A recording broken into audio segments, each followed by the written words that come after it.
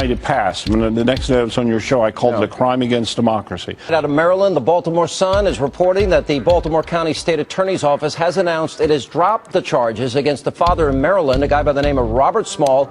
He was arrested last week at a school board meeting. Now, Mr. Small was aggressively shoved, arrested, and charged with second-degree assault of a police officer and disturbing a school operation after speaking out at a public meeting about a new school curriculum known as Common Core.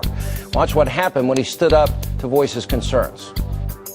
This is what I will say, in fairness to everyone who asked questions, we do have some that are dovetailing to that. Let him ask his question. So the next question. So this is a dovetail. Don't stand for this.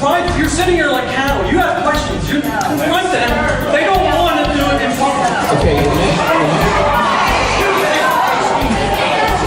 Excuse me, buddy. Hey, this is America. This is not a CNN political debate. You're managing the government war. Hey, that's right. Parents, you need to question these people. Do the research. It's online. Top 10. okay, so the next question to our panel. The next question to our panel is Dr. Lowry. I'll ask you. Joining me with reaction, Fox News contributors Pat Caddell, Deneen, Borelli. I think my favorite line there was, "This is not a CNN political debate." It's outrageous how that parent was treated. I mean, come on. Oh, it's awful. He has every right to ask the question. And Common Core is a nightmare. Explain why it's a nightmare, because I agree with you. Explain. Yeah, because it's an overreach of government.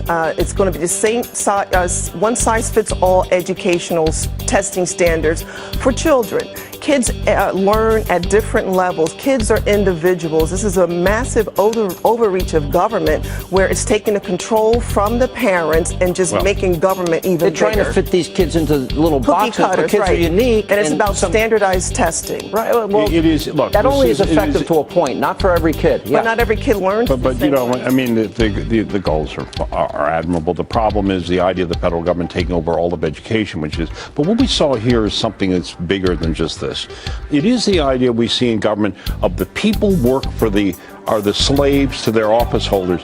The superintendent of schools didn't want to take questions. We see this sort of thing with security. We see it when the EPA goes to Alaska and raids with armed people and 4 agencies going to guns, a gold mining operation, some little town. The things the government does now to oppress people, the laws that we have, spy on them, and I was about to get that, the NSA, the fear in people spying on them and imposing what Russ Duhart called a kind of a soft despotism, which is, if you get out of line, we'll get you, just like this man got out of line. So Levin coined the terms, soft tyranny.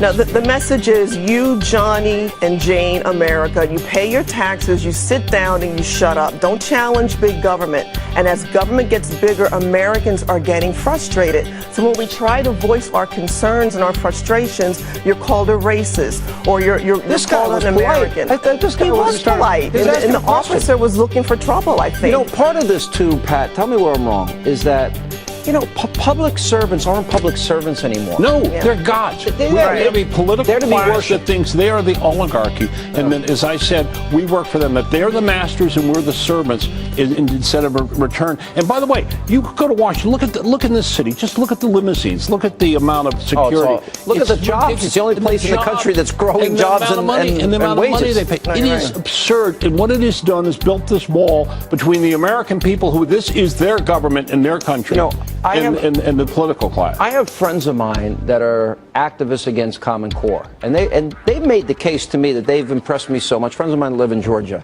You're making the same case. Not every kid fits in the little cookie cutter. So here's a parent. He probably can't afford a private school. Right. He has to. All this money goes to public schools. The public forum. And then he's stuck. Right. And just to express his point of view, this is how we're going to treat the people that pay their salary? Right. Well, it's too bad more people in the audience didn't stand up and defend him. Yeah. But it's not just education. It's the EPA when it comes to energy. You have the regulations that are killing the coal industry and it's killing jobs. We have a bureaucracy, a country which is run by a faceless bureaucracy which issues rules. It's beginning to look like the European Union. And they do it, but you know what? Look at all these police forces. I mean, the EPA with armed troops I mean, the number of federal agencies have nothing to do with law enforcement. What is that about? It's about saying, you do what we say or else. And this is wrong. And these people in America are about to take their country back, I think. Well, look at Obamacare What as do you well. mean by that? You look at the polling numbers, the people believe today, Gallup had today, more people say the federal government is more powerful, is too powerful, the highest number in history today. And Obama's almost ratings 4 are out of so 10. Now, wait a minute, because I think this fits into this healthcare debate. Yes. And I'm not trying to shift it, but one of the reasons that Ted Cruz is so popular and Rand and Mike Lee is because every one of these guys, every Republican, Pat, whether you agree or disagree, they all ran to get rid of and repeal Obamacare. Here's their moment of truth, and guess what they're doing? There's some of them, they're trying to weasel their way out of it and attacking the guy that's actually doing it. You know, I said this was the night it passed. When the next day I was on your show, I called it a crime against democracy. I believe jamming this thing down. The American people are in revolt. I don't happen to think this is the right strategy. I mean, I think it gets you somewhere. I think they should have gone at the IRS. I think they it should have be taken defunded. on the IRS The money. public opinion, I think it's like 53% of Americans are opposed to Obamacare, and they're opposed to how Obama is 7 out of 10 are handling worried about it. Obamacare. That's right. And 78% Job believe the losses. IRS shouldn't be enforcing it. And I don't, on the Fox poll, said it's two-thirds of Democrats. Just for saying that, they're going to come after your tax They shouldn't be. You're wearing a Trump tie. That means you're a rich guy. I'm a dead man. That's what you mean. I say that. They'll say Hannity threatens Caddell. You know, I can't win if I said that. But this is this is how it works. In the healthcare, where people are being pushed and they don't want gotta it. Appreciate it, guys. Thank you.